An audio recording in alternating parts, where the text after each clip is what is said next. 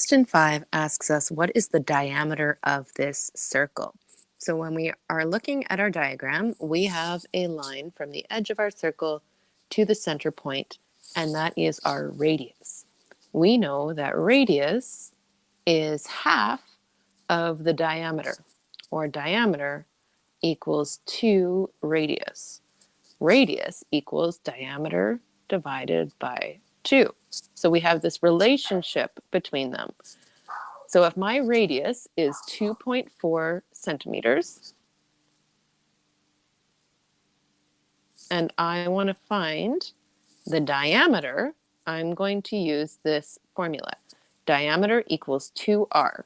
So diameter equals 2 times 2.4 centimeters, and that is going to give me 4.8 centimeters.